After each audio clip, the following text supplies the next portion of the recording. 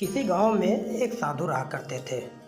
वो जब भी नाचा करते थे तभी गांव में बारिश हुआ करती थी। गांव वालों को जब भी बारिश की ज़रूरत होती थी वो साधु की कुटिया पर जाते थे और उनसे निवेदन करते थे कि साधु नाचे। साधु नाचते थे और बारिश होती थी। कुछ दिनों बाद उसी गांव में 4 लड़के आए। उनको जब इस बात की पता चली कि गांव में एक बाबा रहते हैं जो नाचते हैं तभी बारिश होती है। पढ़े लिखे थे, उनको इन बातों का विश्वास नहीं हुआ।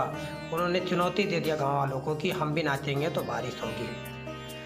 अगले दिन सुबह गांव वाले उन 4 लड़कों को लेकर साधु की बाबा की कुटिया के पास ले गए। पहले लड़के ने नाचना शुरू किया। करीब आधा घंटा के लगभग नाचा, लेकिन बारिश नहीं हुई। बादल का पता नहीं चला। अंततः वह थक के बैठ गया। दूसरे लड़के ने भी नाचना शुरू किया। 1 घंटे 1.5 घंटे नाचे। उसके भी नाचने के बाद बादल नहीं दिखे, बारिश नहीं हुई, वो भी थक के बैठ गया। तो उसके बाद उन दोनों बचे हुए दोनों लड़कों ने भी वही किया। 1.5 घंटे 2 घंटे 3 घंटे नाचे। नाचने के बाद भी बारिश नहीं हुई। अंततः वह भी थक के बैठ गए। अब पारी थी साधु की। साधु नाचना शुरू हुए।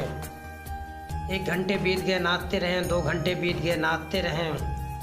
3 घंटे बीत गए, नाचते रहे। शाम होने को आ गई, शाम ढलने लगी, सूरज ढल गया, रात हो गई और काले बादल आसमान में दिखना शुरू हो गए। थोड़ी ही देर पश्चात बारिश भी होना शुरू हो गई। लोग खुशी से झूम उठे और उन 4 लड़कों ने बाबा से क्षमा मांगा और एक बात पूछा कि बाबा आपने ऐसा कैसे किया, आखिर ऐसा कैसे संभव है? हमने नाचा, बारिश नहीं और आप नाचे, बारिश हो गई।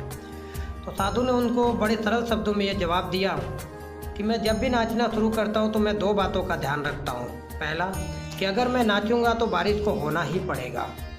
दूसरा, मैं तब तक नाचूंगा जब तक बारिश नहीं होगी। और सफल लोगों में दोस्तों यही गुण होता है, वो अपने काम को तब तक करते हैं जब तक वो सफल नहीं हो जाते हैं। तो आपको भी इस बात को ध्यान रखना पड़ेगा कि आपको अपने काम को अगर सफल होना है तो तब तक करना पड़ेगा जब तक आप सफल नहीं हो जाते हैं। और आप अगर काम वो कर रहे हैं तो आपको सफल होना ही है।